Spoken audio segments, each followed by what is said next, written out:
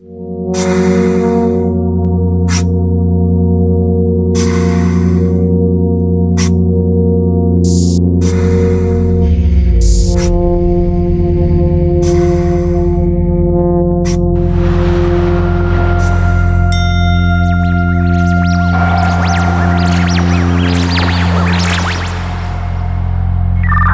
Control, the space pod has landed.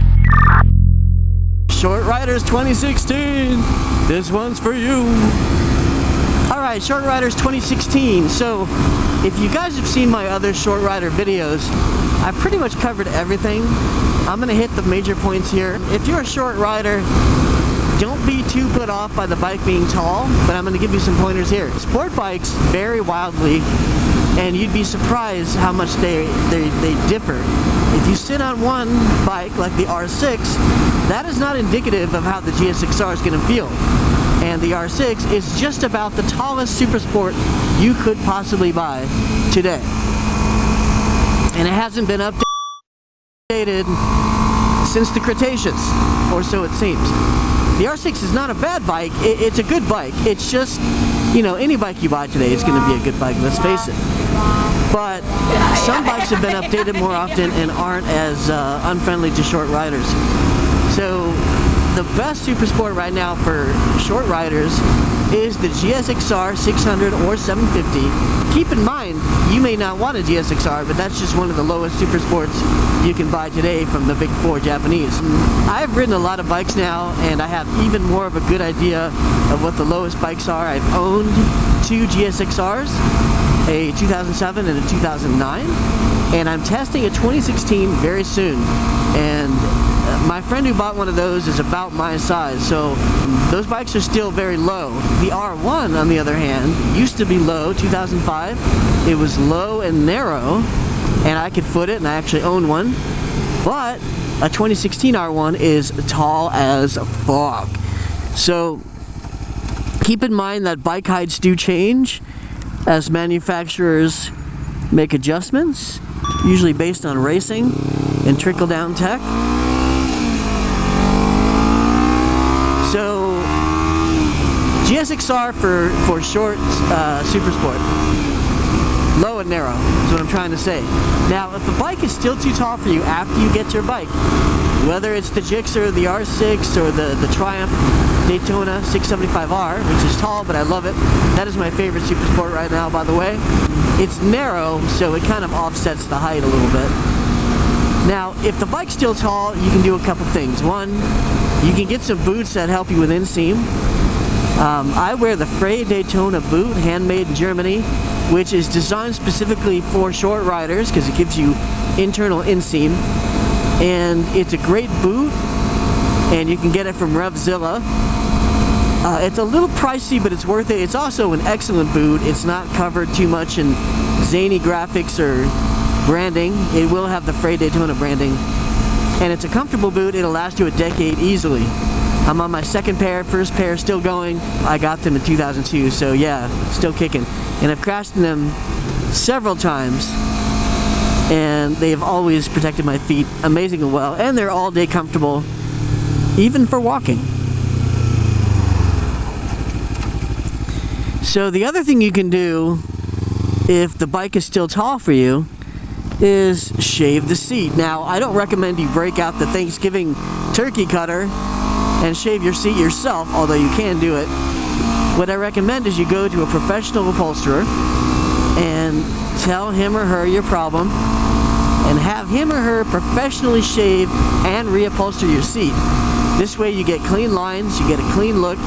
You can make the seat narrower, which gets your feet more directly going toward the ground, so it doesn't rob your inseam with width. And he can make it lower. My upholsterer is male, so I'm going to use the male pronoun here. Now, my upholsterer is John Angelo in North Hollywood, California. He works by mail, so if you want to send in your seat, John will cut it down, and I'm fairly certain he's in business, but call first. That's Angelo's Upholstery in North Hollywood, California. And I was the first one to take him a motorcycle seat in 2002, and he's done hundreds, I'm sure. The very last resort for a bike that's too tall is to lower it. Now, I don't recommend lowering a bike. I've never lowered a bike. I'm 5'3", 29-inch inseam. I don't like to lower bikes because I don't like to mess with the kickstand length and the lean angle and clearance and all that. So I'm usually keen to just deal with the height, or I'll know which bike to buy. But if you're gonna lower it, make sure you lower it no more than about an inch and a half front and back. You're gonna need to make it even so the bike is level. You know, you don't want to just lower the front, not lower the rear, or vice versa.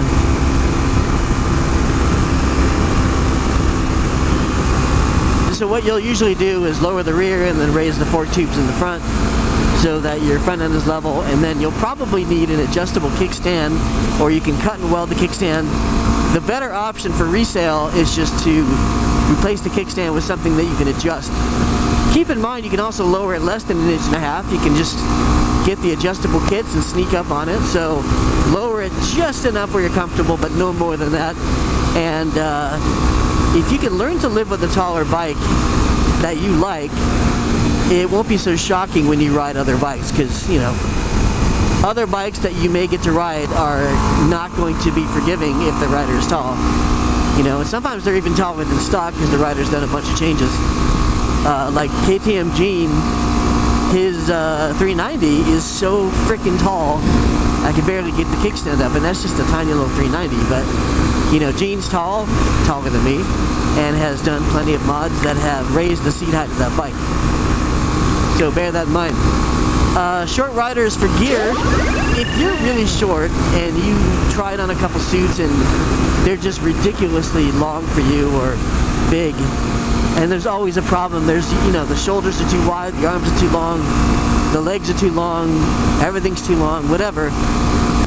What I recommend is just go custom, just pay the money, just forget the embarrassment and the annoyance of trying on all these suits that aren't made for you. Go custom the first time, every time. Design the suit yourself, design your reflectives, however you want it. That's all up to you. You can even delete all the logos, and you're not a walking billboard for Dainese, although I like Dainese. For leather gloves, for men, Dainese makes an extra small, thank you Dainese, and like one other brand does too in leather. Textile, it's a lot easier to find extra small sizes, but for some reason, if you're a male and you're smaller than the small size, it is very difficult to find gear.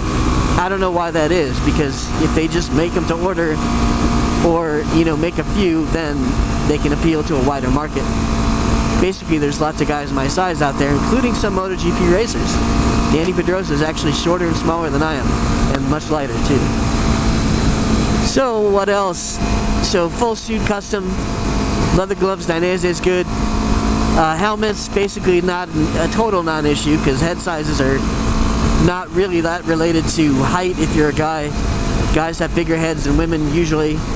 I wear an HJC small CL16, but in a rye I can't get into anything less than a medium, which shares the shell size of a large. It makes my head look as big as it can possibly look, and it's really stupid, even though I like a rye. So keep in mind that shell sizes differ, and sometimes you have a large shell size on a small body just because there's more padding, and that's ridiculous. So if you're stuck in that loop, try to find a different brand that has a smaller shell size with less padding, like the HJC CL16, CL17, or the Rafa 10, whatever. And I actually like the HJC. It's an intermediate profile. Not that expensive, but still a quality helmet, and it looks good. The visors aren't as dark as I would like. They've allowed some squiddly room for people that wear them at night. Arai makes a very nice, properly dark visor. So that's pretty much it for the short rider stuff. Good luck out there. If you want a local dealer here in California, I recommend Z Custom Leather in Santa Ana. If you're somewhere else in the world, you know, check near you. Support your local businesses if you like. You can get measured by a tailor and have all your measurements done professionally. That's pretty, he might even do it free or for a small fee, he or she. And that's about it, everybody. I will talk to you all later. Space Pod out.